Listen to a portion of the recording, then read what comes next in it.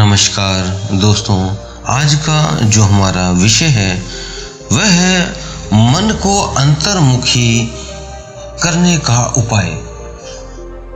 दोस्तों, जब आप मेडिटेशन में शुरू करते हैं तो मेडिटेशन करने में आपको ये एक समस्या आती है कि आपका जो मन है वो बाहर मुखी हुआ होता है। उसे कैसे अंतर्मुखी किया जाए वो जानते हैं। तो दोस्तों, आप सभी का हम स्वागत करते हैं अपने चैनल में आत्मा से परमात्मा का सफर। तो दोस्तों,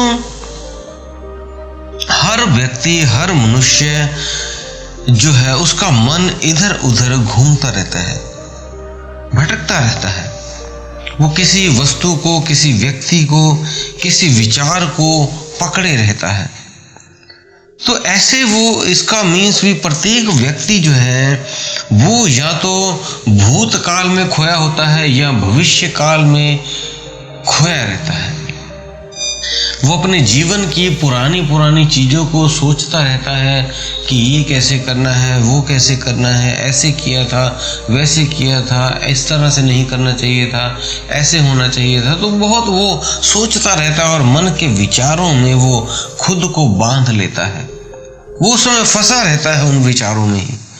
तो मन को आप शांत कैसे करेंगे? मन को शांत करने के लिए आपको जो है अंतर्मुखी होना पड़ेगा।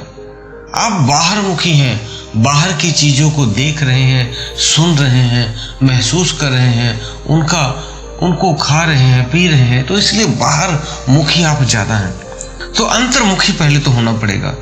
तो जानते हैं कि अंतर्मुखी कैसे हों। तो दोस्तों, जितना भी आप ये देखते हो ब्रह्मांड बने हैं, ये सभी एक वेव से बने हैं, सभी एक फ्रीक्वेंसी से बने हैं, सभी एक वाइब्रेशन ऊर्जा से बने हैं। तो ये सारी चीज़ें जो भी आप देखते हो ऊर्जा रूप में होती हैं, कोई सूक्ष्म ऊर्जा रूप में होती हैं और कुछ दृश्य अदृश्य दोनों में ही हो सकती हैं। तो ये सारी जो ऊर्जाएं हैं ये एक आवाज़ होती है इसमें एक, जिसे हम फ्रीक्वेंसी, वेव या वाइब्रेशन कह सकते हैं। तो जब ये वाइब्रेशन और ये चीज़ें सारी चल रही होती हैं, तब अगर इनका स्वरूप आपको सुनाई देता है तो आप उसे हम भजन गाना कहते हैं, या इसे हम कोई म्यूज़िक कह देते हैं, या कोई हम गीत कह देते हैं, गाना कह देते हैं। तो जब ये चीज़ें चलती हैं तो आप देखते हो आपके शरीर में एक कंपन पैदा होती है, और कंपन पैदा होने से आपके हाथ हिलने लग जाते हैं, आपके पाँव हिलने लग जाते हैं। तो कई व्यक्ति नाचने भी लगते हैं। मीन्स कहने का ये आपकी ऊर्जा पे जो ये वाइब्रेशन है इस पे अटैक करता है, तब आप इस तरह से झूमने लगते हैं और आप अंतर्मुखी हो जाते हैं।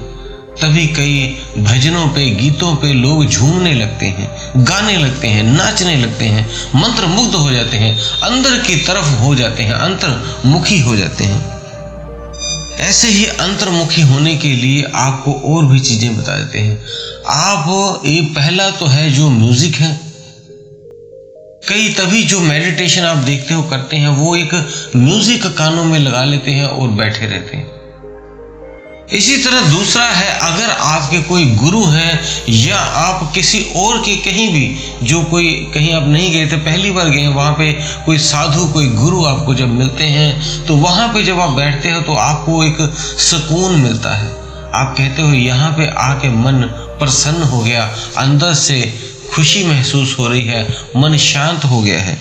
तो ऐसी स्थिति में उनका जो सानिध्य, उनकी जो ऊर्जा हो रही होती है, ऊर्जा वो बोलकर उनकी ऊर्जा आपको सुनाई दे दे, या उनका जो शरीर से ऑरा, जो आभा मंडल से ऑरा ऊर्जा निकल रही होती है, वो जब आपको स्पर्श करती है, मीन्स आप चाहे उनको देखोगे तब भी, उनको सुनोगे तब भी, और उनके जो एनर्जी का घेरा है उसमें आ जाते हो, तब आप अंतर्मुखी होने लगते हो। और अगला है, कई ऐसे मंदिर हैं जहाँ पे मूर्तियों की स्थापना की गई है, वहाँ पे बहुत सी मूर्तियों को जागृत किया जाता है। जब स्थापित किया जाता है तो कई मंत्रों को उच्चारण करके वहाँ पे उसको स्थापित किया जाता है मूर्ति को, तब वो ऊर्जा वहाँ पे बुलाई जाती है और वहाँ प्रवेश होता है। और इस तरह के मंदिरों में जब आप जाते हैं जहाँ पे मूर्तियों में प्राण प्रतिष्ठा की हुई होती है, तो वहाँ पे आप उस एनर्जी को फील करते हो और अंतर्मुखी हो जाते हो।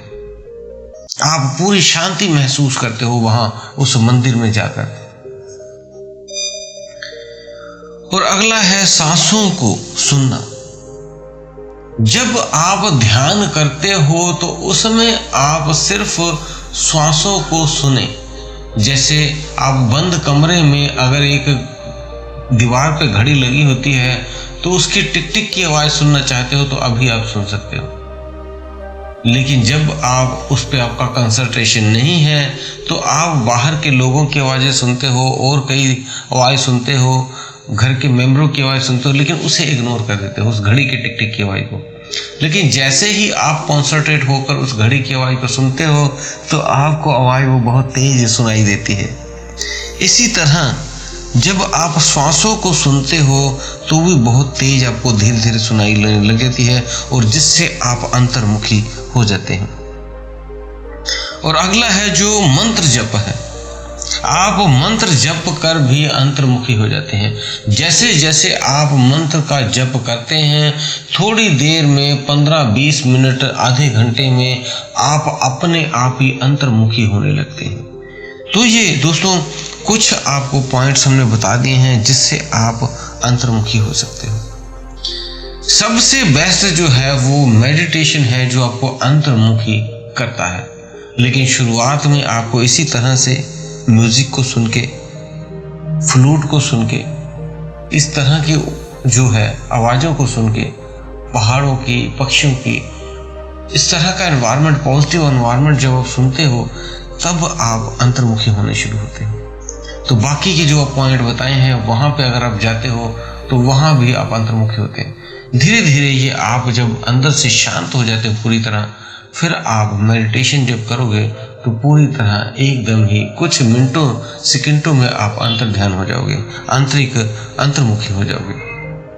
तो दोस्तों उम्मीद है दी हुई जानकारी से आप संतुष्ट होंगे। फिर भी कोई आपका प्रश्न है तो आप हमें कमेंट बॉक्स में लिख सकते हैं। और अगर आप हमारे चैनल पर नए हैं तो आप फेसबुक और अपना इंस्टाग्राम हमारे पेज को फॉलो कर लें। इसी के साथ हम विदा लेते हैं। धन्यवाद।